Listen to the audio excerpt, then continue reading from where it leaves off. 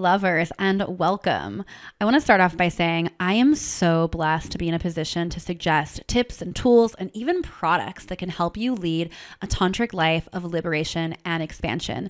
And one of my absolute favorite places to purchase spiritual and sexy items is Wands. Wands.com, spelled Wands.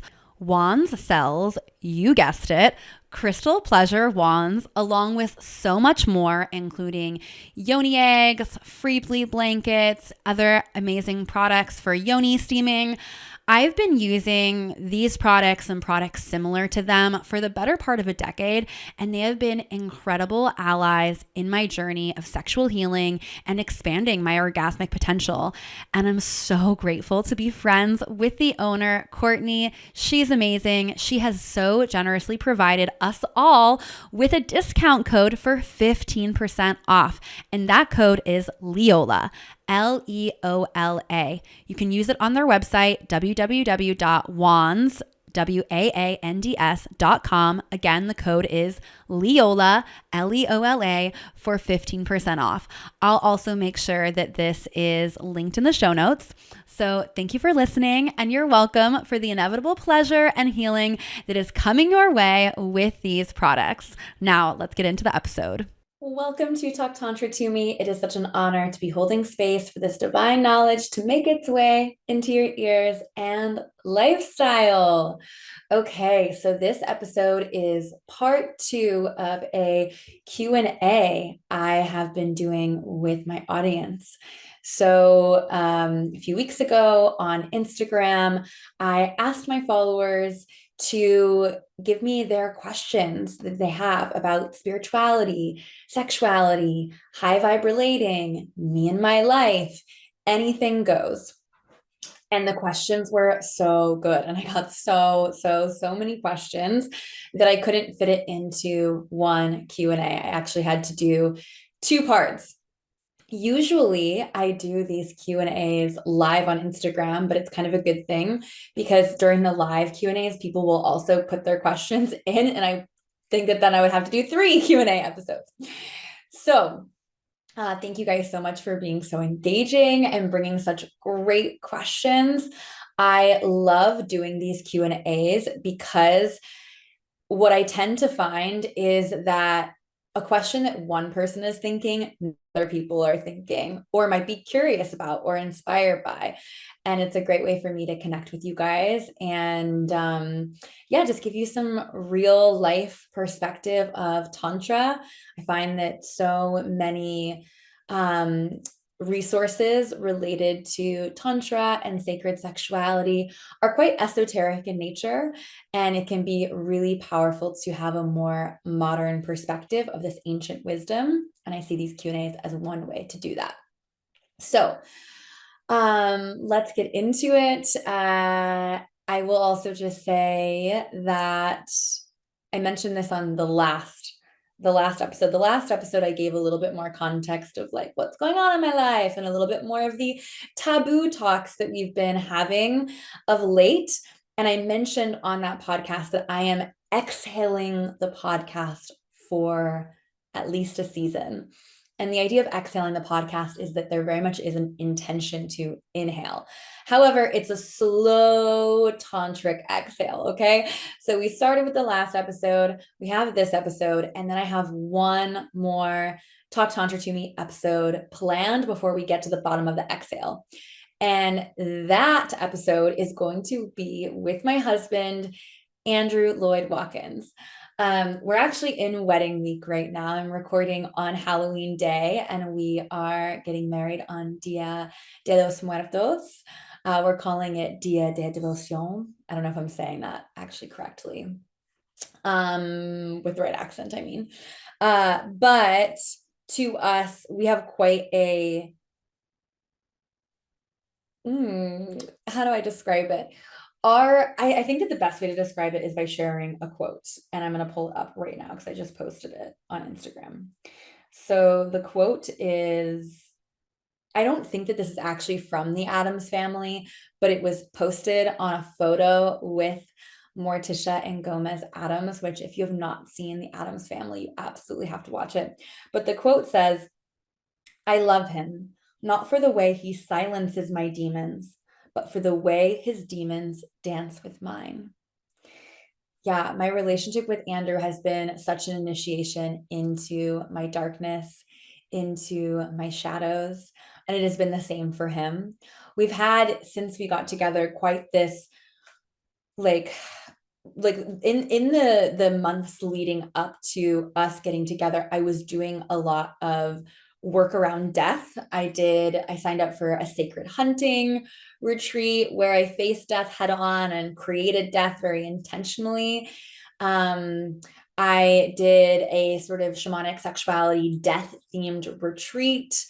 I did some doula certification work, understanding that the portals of birth, sex, and death are, for me, the Holy Trinity. And our first Halloween ever, he dressed as Hades, who is the god of the underworld, and I dressed as Persephone. And we did this beautiful ritual theater. It was actually at one of our play parties. It was one of the first, I think it might have been the first play party we hosted together. If not, it was like the second one. But it was underworld themed and it was around Halloween time. And we did this ritual performance with my friend Azrael Blackwolf, who's actually going to be a part of our wedding. I can say this, it's kind of a surprise for those that are coming to the wedding, but this will be coming out after the wedding. But as a part of the ceremony, Andrew is actually going to be tying knots on me. So we're tying the knot. He's going to be tying knots on me.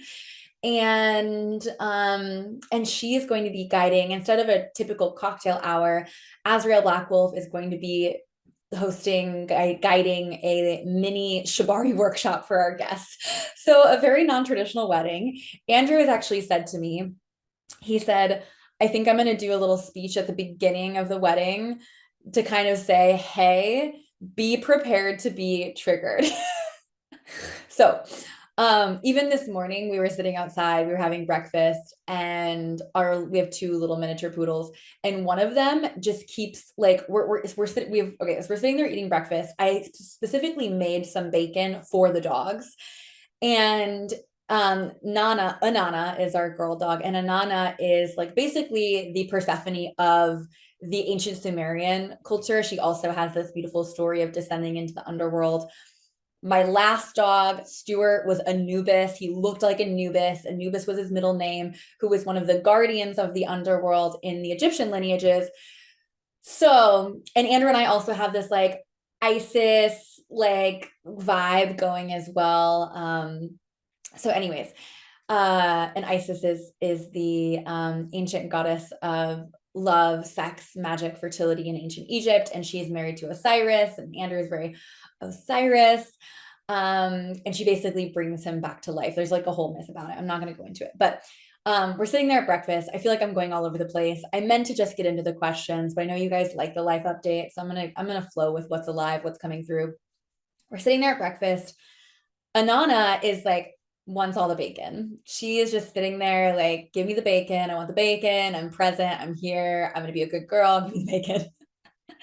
And Thaddeus, our other miniature poodle, and Thaddeus means courageous heart. Andrew came up with it. It sounds like a warrior though, right? So Thaddeus, who we mostly call Bubs, Thaddeus is off like eating bugs and leaves and finding dead animal carcasses and bringing them back to us because we live on like 2 acres in the country, and it's like a regular like I'll find just like animal bones in our house that are not from us. Like I found like a whole like pelvic bone and a bunch of like little ribs, like probably from a squirrel or something, a couple of days ago, and they were like all over the place now. It's like, oh my god. So he's got a little like darkness theme with him. And then Anana has it as well in different ways, but she does this thing where she likes to bite our faces, and that sounds really intense. And when she was a puppy it was intense, but it's like little love bites, but it's also like not a normal like appropriate dog behavior. We love it though. We're like, this is so cute. And she's now softened them, and like we kind of bite her back. Anyways, so we really have this like Addams Family vibe, this little darkness vibe. I forgot where I was going with this, but I don't remember. Um, but Andrew is coming on the podcast again in a couple weeks. We're going to be recording. So after this one comes out, 2 weeks from now, that will be kind of the final episode before we exhale, which feels really, really good. As a bit of, closure. And I mean, obviously he's such a big part of the next chapter of my life as well as my business. So it feels right and true for him to come on. His episodes are always some of like the most listened to because he's so entertaining and hilarious and talented and sexy and funny and like straightforward, says the things that you shouldn't say, whether that's good or bad, I don't know. And the last time we had him on was at the beginning of the year. We did an episode about like how we do our finances in our marital home and how we also approached our finances like in the beginning when we first started dating and what really worked for us. Really interesting one. He's been on the podcast a lot though. Scroll back. Yeah, we tell like our whole love story. I also talk about how to manifest our life partner. He's so intertwined in this podcast. So I'm really excited to have him come on. And if you guys have any questions or suggestions or things that we should talk about, let me know. But yeah, it's been a minute. He was supposed to be on, like, there were several other moments where we're like, you should come back on, or like we even recorded an episode, but it's been kind of a challenging year with his bipolar diagnosis, and my book launching and just a lot of things happening. So finally we both have the spaciousness and the capacity to show up in that way. And so listen to more of the past episode if you want to hear more about that stuff, the exhaling. But the intention, the closer I get to the end, like the final recorded episode, the more I don't want to stop doing these. And I know that it's really important for me to have a little bit of a hermit moment with the podcast and to be in a space of calibration of what I love about it and where I want to up level it. And so I'm also super open to receive any feedback or reflections from y'all in the audience. I know that there's a lot of really loyal listeners. Would love to hear what you want to see more of, what you like. Yeah, so we'll see. Okay. One last thing that I'll touch on before I get into the questions. Excuse me, just a little drink break. I'm not going to be like completely hermiting from my business and from the Tantra world, although there will be a bit of that, a bit of leaning back. But I will still be teaching live in the Higher Love Club. So if you're feeling really sad about the closing of the podcast, the Higher Love Club is like even better and juicier than the podcast because we have live calls. You can actually connect with me live, ask questions, connect with other like-minded people. But we also have an entire vault of like additional Tantra content that is like shades deeper than the podcast. And so there's deeper content, there's practices for you to do, embodied practices, journal practices, meditative practices, self-pleasure practices. And there's a whole workbook, like there's like workbooks. Every month there's a new workbook. And once you join, you get access to all of the past month's content as well, including some of the faves are shadow work, conscious conflict, money as a lover, inner child healing, divine feminine, divine masculine, self-love, expanding your orgasmic potential. So many juicy things that you get access to as soon as you join. And then also, in addition to the one live session with me per month, which next month we're going to be doing a tantric perspective of relating styles. We're going to have like a fluid, open conversation about monogamy, polyamory, and everything in between, and how to choose a relating style that like really works for you, and how to manage that in relationship. And then next month, I'm not totally sure what we're going to do next month. We might do something with the erotic blueprints. Might be something around the holidays. I don't know. We'll see. And then also we have one guest teacher per month. So I really like, this is like rebirthed the membership for me, is bringing in members from the Higher Love community to guest teach to us. Oh my God, we had such a good guest teaching last month. Kristen Birdwell, who is also one of my pleasure priestesses, came in and did a workshop on writing. And it was so good to have someone hold space for that artistic process, talking about things like how to share your story, whether it's on a podcast or in a book or for your family, for the next generation, and then just guiding us through like some of her writing strategies. It was really, really good. And this month, technically, because by the time this comes out, it will be November. This month, we have Sierra Rubin coming in. Sierra Rubin is actually also a best-selling author, but she is a teacher of spirituality and empowering us to unlock our intuition. And she's going to be doing or guiding us through a practice on honoring our endings, which is going to be so powerful as we come into the new year, to release the things from this year that we haven't fully gotten closure on, that it's time to release so that we can step into the new year shiny, new, and spacious, able to receive what we deeply desire in 2025. It'll also be a good time to do things like process the craziness of the election and just like all the weirdness. So really great opportunity there to tune in. So definitely hope to see you in the Higher Love Club. It's only $44 a month to join, or $444 for the year. And when you join for the year, you also get access to the Turned On by Life course, which is my signature Tantra course. It's a journey through the chakra system. It is mwah, chef's kiss. Okay, so let's get into the questions. Let me scroll down because I already answered about half of these. I think that this is where we begin. We're going to start with a really fun and polarizing topic. Are you ready? Bev break. Anal pleasure, taboo, question mark. That's what they put in the little ask a question box. Anal pleasure, taboo, question mark. Y'all know I love talking the taboo. Okay, so the first thing that I'm going to do is point you, particularly if you're interested in anal lovemaking, anal pleasure, anal shadow work, I'm going to point you to episode 162 of this podcast, which is called Anal Pleasure for Empowerment. And in this episode, I talk about the energetic connection between the anus and the root chakra and the sacral chakra. And I talk about the importance of feeling safe and grounded in order to fully explore and feel, anal pleasure, which is such a taboo topic for so many of us.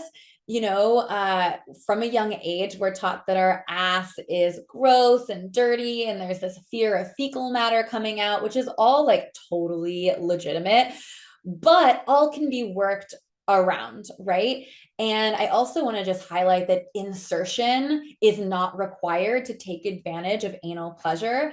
The most even just having someone or yourself just swiping your finger around your butthole, it's so good, highly recommended. But I'll say that I really struggled with it. I actually had some non-consensual experiences with my ass, and so it took a lot of healing and working on that space myself before I felt really comfortable to invite my partner into that area of my body. It's also really taboo because of religion. I think that religion really instills this wrongness of our ass and of anal penetration. There's also this fear of being gay that's layered into anal pleasure, and in many societies throughout history, and even today in some cultures, we are told we'll go to hell or are literally killed for this act. So this is a deep place of power. It's my belief that people know how powerful we are, how much power we carry in our root, and reclaiming our relationship to our ass and the potential pleasure that's there is empowering, truly. Especially if you consider, the healing and the transformational qualities of anal lovemaking. And again, I go into those really in depth in that episode. I had so many people reach out to me after that episode and thank me and just share what it brought up for them. And I'm really passionate about it because it was really healing and transformational for me. So, okay, that's what I've got for you on the anal stuff. I want to make sure I'm recording. Yeah, I am. Okay. Got a little worried for a second there. Okay. Next question. Books. I had several people ask me for book recommendations. So I'm obviously going to I'm obviously going to recommend my book, Sacred Sex Ed, which became an Amazon bestseller pretty much instantaneously as soon as it hit the shelves July 8th of this year. Sacred Sex Ed is the sex education that you probably didn't have, but that we all desperately need, that is based on pleasure. It is honest, it is empowering. It's bridging the gap between spirituality and sexuality and really empowering you with some incredible tools to explore your body and explore other bodies from an integral and profound place. One of my favorite quotes from the book is something along the lines of, what would happen if you imagined, what could happen if you decided, that every sexual experience or intimate experience brought you closer to your higher self or God? And that's really the potential of this energy. So highly recommend that one. You can find it on Amazon. You can also find it on my website, talktantra2me.com/book. Also on that page, /book, you will find freebies. So if you order the book on Amazon, go back to that page and you'll get a free month in the Higher Love Club, which I talked about a little bit incessantly at the beginning of this podcast. So if you want to join us for free in the Higher Love Club, get the book. Such a great deal because the book's only $22. So hope to see you inside. Get Sacred Sex Ed.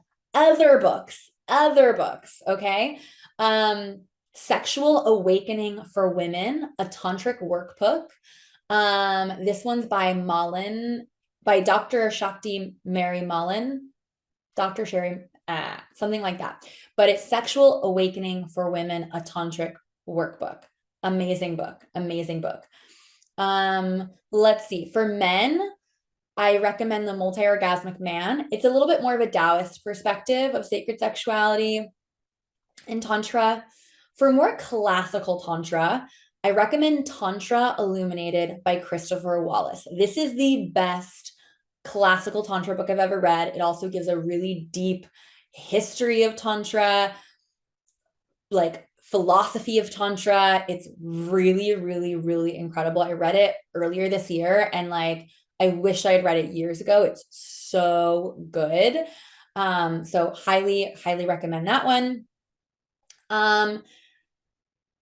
Then someone also asked about NeoTantric resources, and this is kind of related to the books, so I'm going to just kind of expand here.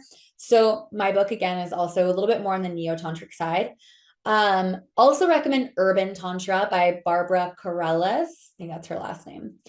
And then the Tantra Love Retreat is very NeoTantric in nature, also a bit pink tantric and white tantric, but very NeoTantric. So hope to see you at the Tantra Retreat. I'll also just add, like, books are amazing. I love books. So much of my early studies with Tantra was just reading tantric books and then practicing on men I was dating at the time and on myself, which, by the way, you do not need a partner to explore Tantra, to begin diving in. In fact, I think it's really powerful to start on your own. That's what I did.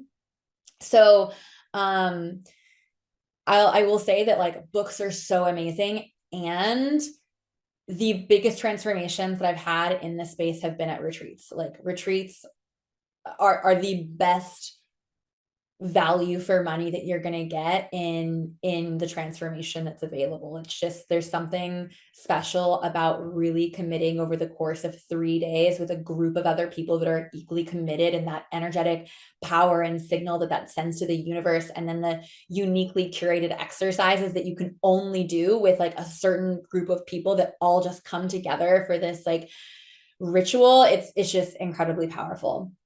If you're interested in the Tantra Love Retreat, it happens about twice a year. The next one is going to be in late February. It's like the weekend of like February 1st to like March 2nd or something. And they're here in Austin, Texas.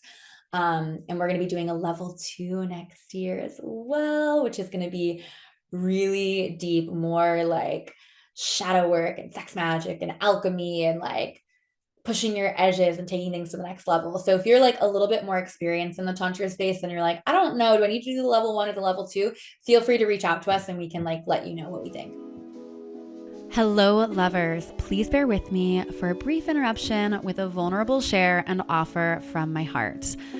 So when I first began my journey with spiritual intimacy and sacred sexuality, all I could afford were books and free podcasts. I was just out of college in my early 20s and honestly very, very broke. And I'm so grateful for all the complimentary, kind words and affordable wisdom that have gotten me where I am today. Price shouldn't deter you from healing. It shouldn't deter you from living the life you love or from reclaiming the most powerful energy in your body. It's my belief that time and commitment are also very powerful investments, especially when you're just dipping your toes in the water. You'll know when it's time to make the bigger cash investments in your journey. But let's begin together today with free love from my heart to yours. As you've already discovered, this podcast is free and it includes so much life-changing wisdom, but I'd also love to guide you to some free offers that are on my website, including a downloadable sexual shadow work workbook and a pleasure positive meditation. Both of these resources are amazing places to start in integrating the tantric principles of expansion and liberation into your life. And you can access these at www.talktantratome.com/free or find a direct link in the show notes. Now let's get back to the episode. What's one of your favorite sex magic rituals? So good. I did some sex magic over the weekend and it was very fruitful, I will say. Okay. What are some of my favorite sex magic rituals? Okay, so I'll say that in the book, I have a lot of sex magic rituals. In the Higher Love Club, there's a lot of sex magic rituals. And then also there are episodes of the podcast of sex magic rituals. So like my work is like, there's so much sex magic, guys. But episode 88 is a really good guided sex magic thing, like podcast episode, guided sex magic practice. Highly recommend you listen to that one. It's one of the most listened to. Also, episode 1 of this podcast is like the 101 of sex magic, like how it works, like more of how and why you would do sex magic. I will say it is episode 1 of this podcast, guys. Episode numero uno. And girl was a baby podcaster. Okay. So give me some grace. I'm pretty sure that entire episode, like I wrote out every single thing I wanted to say and like read it verbatim. Now I'm obviously just like stream of consciousness all over the place, but I'm kind of here for it. I hope you are too. But I'll just briefly say, here's what sex magic is. And then I'll share like a more unique favorite practice. So the way that I like to describe sex magic in a sentence is, I will never underestimate the power of getting clear on my deepest desires and masturbating or having sex about it. And sex magic is based on the law of attraction, which basically states that the more you revel in what feels good and pleasurable and appreciation and joy, like those high vibrations, the more you revel in them, the more you will attract opportunities, people, and experiences that resonate on a similar frequency. And the inverse is true as well.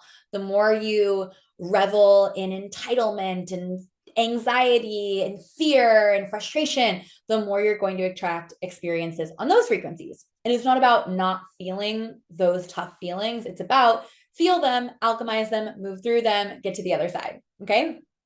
Find the silver lining, right? So, what does this have to do with your sex life? When do you feel the most amazing, pleasurable, powerful? For a lot of us, it's like on that brink of orgasm. And so the idea is that you are pairing those, like that magnetic feeling to a thing, energy, person, experience that you desire to have, right? Okay, so what's my favorite sex magic ritual or practice? My favorite practice is actually asking what my block is. So this started 5 years ago, maybe. I did a sex magic ritual and I had just moved into a new like bungalow in LA and my living expenses doubled. And I was like kind of like I went from like having a lot of spaciousness in my finances to then being like, I'm going back into like living month to month. And it was necessary. I needed to up level to grow my business, to expand to my highest self. But I wanted to like sort out my money blocks. So around that time, I was doing a ton of money work. And I believe that was my first 6-figure year, was that year. I'm pretty sure. And then the year after that, I doubled my income and I went into multi 6 figures. So the shit works. But I remember I did this like whole sex magic ritual in my bath. And I knew I was like, I've already done a bunch of rituals around bringing in money. What are my blocks? Like, I want to like really shine a light on the places where things aren't working, because the thing that you want, like it's in your consciousness already because it's there for you. Like you're meant to have it, but there's something that is blocking you from receiving it. So I did this little practice, and at my peak orgasm, I asked the universe to show me my money blocks. And the very next day, I went on a date with a man that totally shone a spotlight on all my shit. And this man, the way he interacted with money, very, very much up leveled me into a higher wealth consciousness. So I talk more about the whole story and what the blocks were in the book, but I think it's really powerful at times to ask for, instead of focusing on the thing that you want, like what is blocking me? Like help me become aware and be conscious that it's gonna, like the universe is gonna show you. So you gotta be like, I could have been really turned off by this dude because of the way he was interacting and things that he said. But instead, I saw him as my initiation, because I was like, oh, I'm triggered right now based on how he's interacting with me and money. And maybe this is the thing that I need to work through. Like that, like triggers are opportunities to heal. Like that's my belief. Let me practice what I preach. And it was absolutely like 1,000% my trigger, and not at all on him. Bless. Okay, let's continue. How do you keep desire alive in long-term relationships? This is a good one. Now, here's what I'll say. Andrew and I have been together for 2.5 years. My longest relationship was like 4 years, and that was like 10 years ago. And in that relationship, the long-term intimacy definitely died. And it died way before that 4-year mark. It died at like one year probably. The sex with Andrew has literally gotten better and better. And really, honestly, as soon as I started practicing Tantra, that's what started to happen. Like the more I leaned into this world and this work, the more I found that for me, the sex just kept getting better. So what can you do with this? How can you keep desire alive in long-term relationships? So a few things. One is to, excuse me, sorry. I keep having little like throat things. Okay, one thing you can do is to expand your range. Expand your range. What do I mean by this? Expand your range. Well, very often in sexual relationships, we keep doing the same thing. We know what gets us off. We know where to touch. We know what to do. And so we just go to that thing.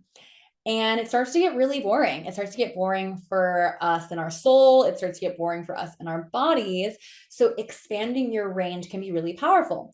And what I see a lot of people do is they expand their range by opening up their marriage and starting to be poly, or getting really into BDSM and kink. I don't want to shame those things. I think those things are definitely examples of expanding your range.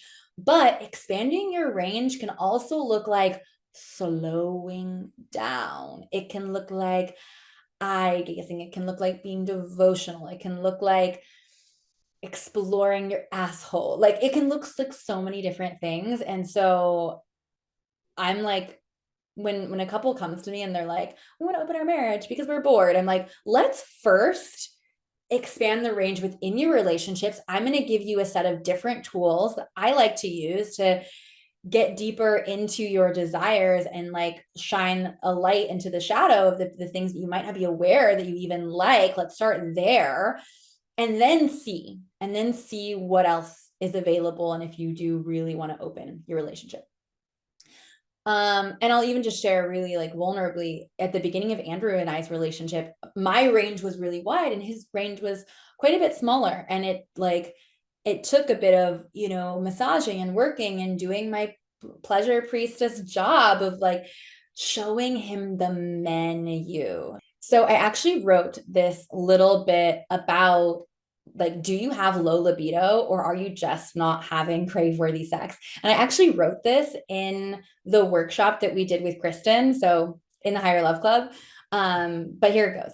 Do you have a low libido or are you just not having crave worthy sex? I have had many clients and friends, mostly women, come to me, an intimacy and sacred sex mentor, as a last ditch effort, believing they have low libido or are even asexual, meaning they experience little to no sexual attraction to others. They say they don't have any desire to have sex with their partners, or if they're single, to pursue a sexual relationship. Some have never enjoyed or desired sex, and in more extreme cases, they actively avoid sex because they associate it with pain in their bodies or with past trauma. Others may have enjoyed sexual intimacy in the past, but the desire has dried up. All of these individuals left me feeling a renewed desire for intimacy. All of these women left me, all these individuals left me in my container working with me feeling a renewed desire for intimacy once they discovered what was on the menu. You see, sexual intimacy is a buffet, and crave worthy sex is subjective. What is crave worthy to one person may be very different for the next person. I, for example, may keep going back to the buffet for mountains of mac and cheese while others stick to the salad bar. And you may not even know what is crave worthy because you don't know what's at the buffet. Your whole life, you have been slurping society soup sex, meaning the type of sex that is most often portrayed, spoken of, and accepted by society. Society soup sex is often associated with spontaneity and is hyper focused on having an orgasm as fast as possible. Crave worthy sex is the type of sex that leaves you wanting more. For many, it doesn't look much like the media or porn portrayal of sex.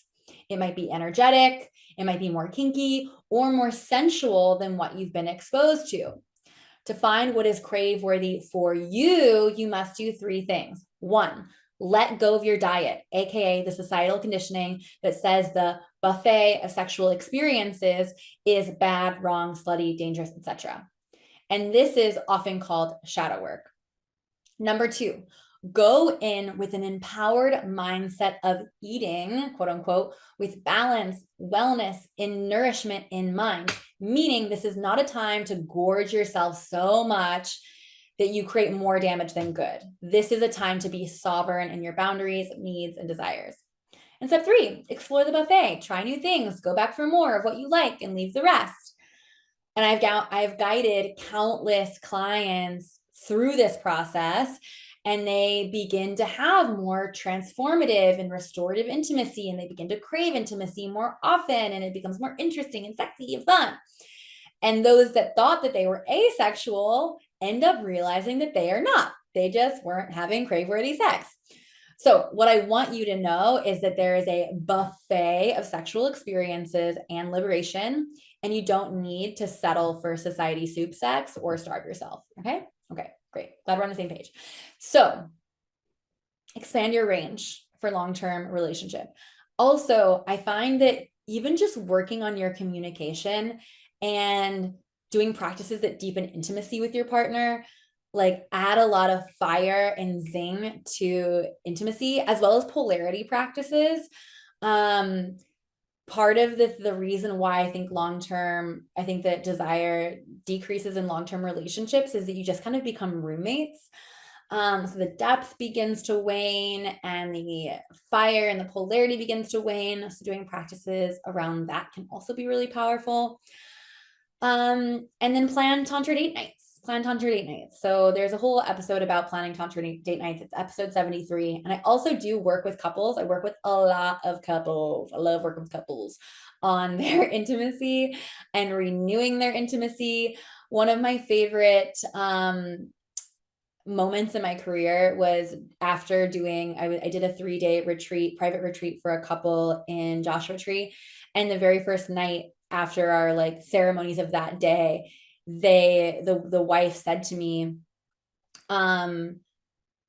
like, this should be everyone's honeymoon. Like, I can't believe I had to wait 20 years for this practice. And they came to me because they wanted to spice things up. They wanted to bring more desire into their intimacy and get some great tools to support them in that. You can also come to the retreat in a partnership, and that's a great way to do so as well. Okay, next question. I've been trying for years to feel my energy to circulate for full body pleasure, but can't. Any tips? So some of you guys listening might be like, what? That's possible? You can move your energy through your body and have full body pleasure? Well, babe, yes, you can. If you want to know more about the different types of orgasms, including full body orgasms, there is a episode of the podcast about it. There's also in the Higher Love Club, if you join, there's a whole like month course around expanding your orgasmic potential. So planting that there. But what I will say is my tip is to let go of that goal, to actually let go of the attachment to that goal. Because what might be happening is you're so in your head about trying to circulate the energy that it's becoming more challenging for you. And then get curious about what else is there, what else wants to be felt, enjoyed, or released. Because what also could be happening is you have a blockage in your energetic system. Maybe you have a block in your solar plexus. And because you're so focused on moving the energy through your whole body, you're not noticing that it's getting stuck in your solar plexus, and you actually need to scream or have a solar plexus orgasm or like do some type of breath work to move that energy so that then the energy can actually travel up and through your body, right? So be curious about what else is there. And the Turned On by Life course is a really great resource for this because it is a journey through the chakra system and might give you some clues as to where you might have blocks in your energetic system. I would say let go of expectation overall. Another thing that I'll say is some people are just more energetic than others. And again, like, you might be less energetic, but I'm sure there's some other like delicious superpower, yummy sexual experience that is waiting for you to be discovered in your body. But you're not going to discover it if you're so hyper focused on this one goal. The last thing that I'll recommend, which I've already recommended, if you, well, I guess this works for if you're a man or a woman, but the multi-orgasmic books by Montauk Chia. So there's the multi-orgasmic man, there's the multi-orgasmic woman, which I actually haven't read, and then there's the multi-orgasmic couple as well. So those are good ones to visit too. He has a little bit more of like a didactic approach, a little bit more prescriptive in nature.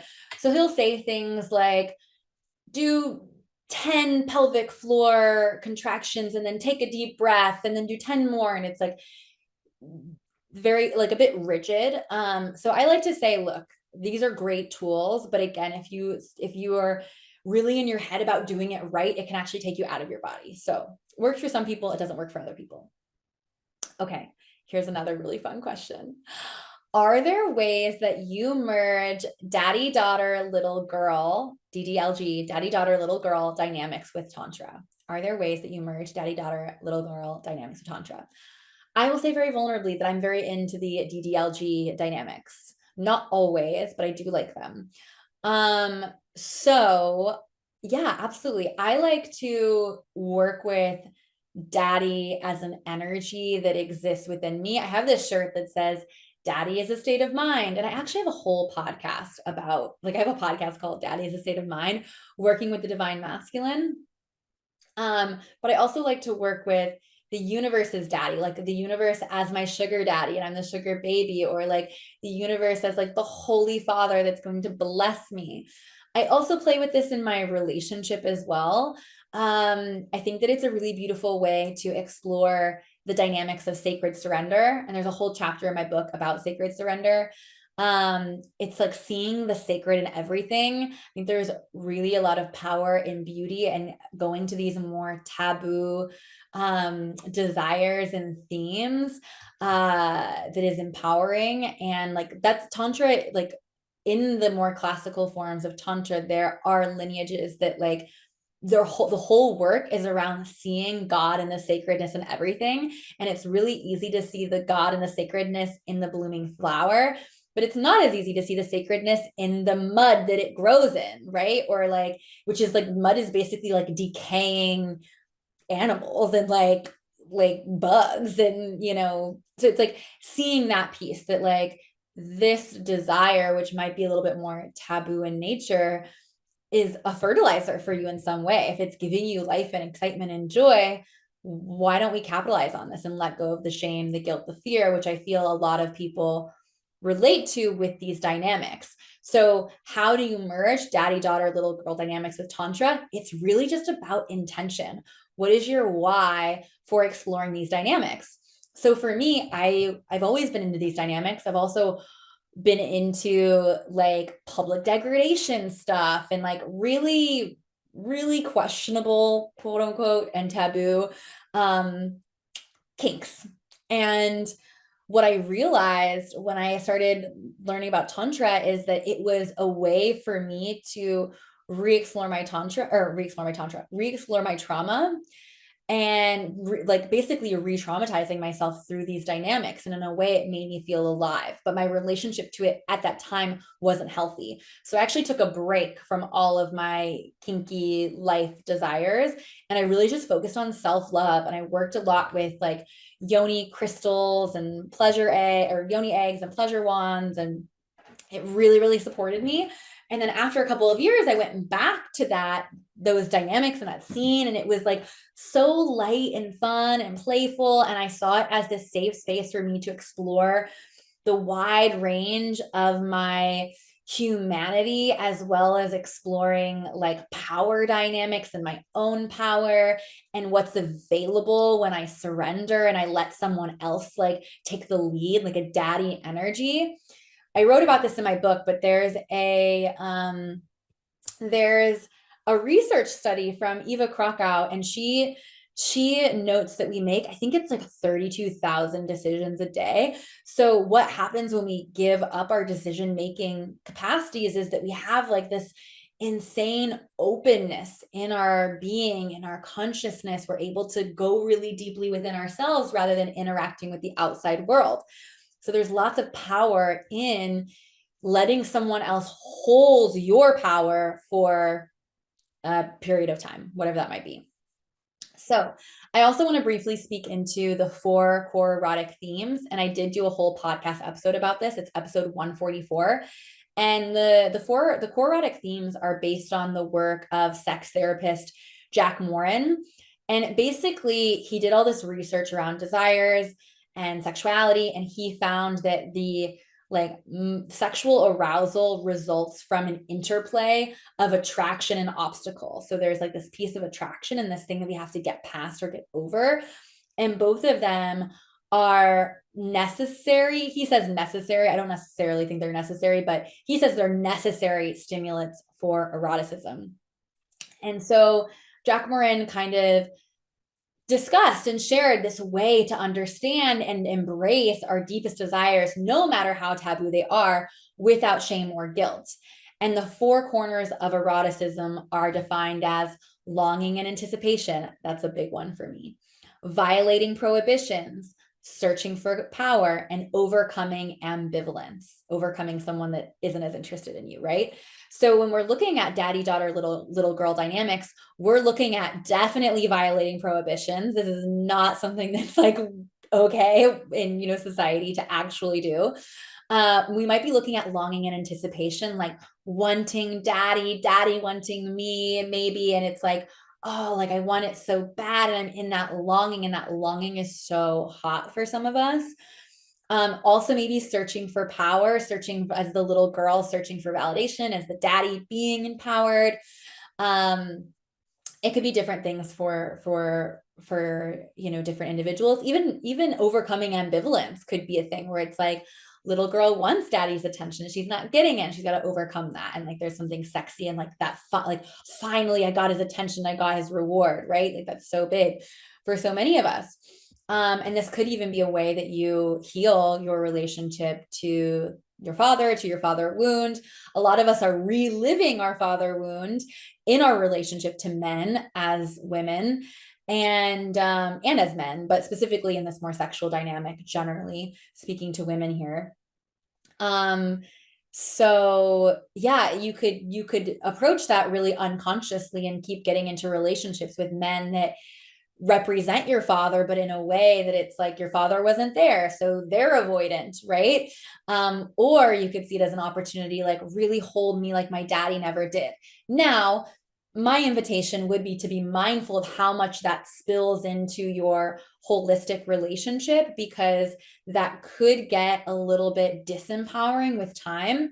I think that a lot of women want to be contained, want this daddy because they think it's going to like solve all their problems and they're going to be taken care of. And I think that like if that's your pure real desire, awesome. And to me, I think it's really important for women to have evidence that they can provide for themselves before completely surrendering into a dynamic like that, because if something happens to that dynamic, it could be really jarring. So that's all my daddy, daughter, little girl stuff. Okay, a couple more things here. What are some good practices for single people / women wanting to attract a long-term partner? Yay. Episode 114 and 115 of the podcast are all about manifesting your life partner. I recorded this, I believe after Andrew and I got engaged. And it's really juicy. It was so good. I had to do two. And I share everything about like what I did in the month / year leading up to meeting him, to then like the actual sex magic ritual I did, and then what I did after that to really integrate and to bring it in. So I really recommend you listen to that podcast, whether if you're single at all and desiring long-term partnership. But what I'll say is like a general overarching suggestion is to get really, really clear on what you want and be in devotion to that, and focus on your own work. Focus on the man or woman that you need to become to receive the type of person, partner that you want. So get really clear on what you want, really, really clear. And don't just like your dream relationship, like not the thing that you think that you want because you've seen it in the movies, or the thing that you think that you're worthy of. Like, no, the thing that you really want. Because the person that I met before Andrew, I was settling on a lot of things. Not that he wasn't amazing, because he totally was, but I was settling on like the actual, like we weren't the right fit. Like we were two puzzle pieces that like almost fit, because I wasn't settling for 60% of him, but the other 40% wasn't really what I wanted. And it was mostly like I chose this relationship because he accepted me and loved me more than anyone else had ever, but there were still pieces that weren't actually what I wanted, but I was afraid that I wouldn't be that accepted and loved ever again. And guess what? I leveled the fuck up. My man sees me like no one else. So be really clear on what that is. And maybe that means taking 6 months to date around and to try different dynamics and to talk to people with different relating styles, and like to be like in relationship with yourself, like prioritizing whatever it is, like take that time. And then once you're clear, being in devotion to that and focusing on who you need to be to magnetize that person, whether it's releasing past relationships that no longer serving you, doing your inner child work, healing your father wound, your mother wound, whatever it is. But listen to episode 114 for more. Okay, so we are wrapped up with the questions. I have one last thing I want to share with you guys, and that is that I do have 2 one-on-one spots opening before the end of this year. Some of the things that I've supported my clients in recently include opening their relationship to explore non-monogamy safely and empowered, selling out their very first event in their spiritually aligned business, having their first full body orgasm, setting boundaries with their family or loved ones, breaking through worthiness wounds to finally celebrate themselves, creating a desire-led vision and plan of action for their spiritual business, reigniting the spark in their 10-year relationship, making love to their darkness, their shadow, and their full emotional expression. These are all things that we could look at, focus on for you. Just some little examples of things that I've worked on with various individuals and couples. I'm like so fired up about how these shifts are going to impact the rest of these individuals' lives, as well as the lives of everyone they connect with and the world. This work is so powerful. It's like you move your, like, even just like a 10-degree shift in your life, or not even, let's say 1 degree, you shift 1 degree in your life. Like, imagine if you had a rocket that was going to the moon and you shifted it 1 degree, it would sail past the moon and into a completely different galaxy. You would go so much farther than you ever thought. That's the power of this work. In the one-to-one mentorship, we can focus on, intimacy and sacred sexuality. Or we could focus on business, or it could be a little combo of both. I do a lot of like combo style stuff. But I have something really special for you, loyal listeners that are here with me, my ride or dies. 20% off. Mention the podcast to me and I will give you a code to get 20% off all of my coaching packages, which could save you over $1,000 and even potentially more than $1,000 depending on the package that you choose. And this is also available for VIP 1-day immersions or hybrid packages that include in-person and virtual. You can check out my website for kind of the standard options for one-to-one mentorship, as well as for the business mentorship, and reach out directly if you would like to co-create a like bespoke option, which may include yummy extras such as luxury one-on-one retreat or unlimited voice note support, body work, more. All kinds of juicy stuff. There's one more thing that wanted to come through that I was going to say, but I can't remember it. So we will trust. I remember what it was. I don't typically do discovery calls for my one-to-one work. However, if you are looking for a more bespoke option, let me know and we can chat about that over the phone. I do a lot of voice note though. So either way, if you would like to do, especially for like the virtual mentorship, those packages generally include voice notes. So I like to do like, hey, like, let's have a little chat about like, what are your desires? What is your vision for life? And we kind of jam back and forth. And then you can get a sense of if this is the right fit for you. And if we deem that it's not the right fit for you, I'm happy to refer you to someone else in my network, because I've got some really incredible individuals that I've worked with or that I'm friends with that might be a really good fit as well. And getting to know you a little bit better over some voice note exchanges could support me in making those referrals. Okay, y'all, that is it for today. Thank you so much for listening, for opening yourself up to this sacred and sexy and a little bit taboo conversation. And I'll catch you next time on Talk Tantra to Me. Ta-ta! Oops, just kidding. Still here. I have one last thing for y'all. I want to say that the internet is a really, really special place. It's why we're all here right now. And many of us, including me, wouldn't have discovered Tantra or sacred sexuality if it weren't for this nifty invention of the 20th century.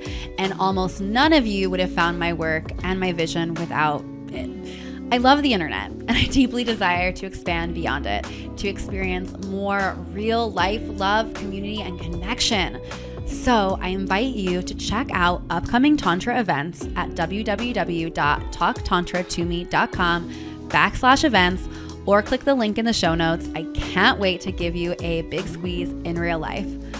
Okay, now that's it. Ta-ta for real. Ta-ta.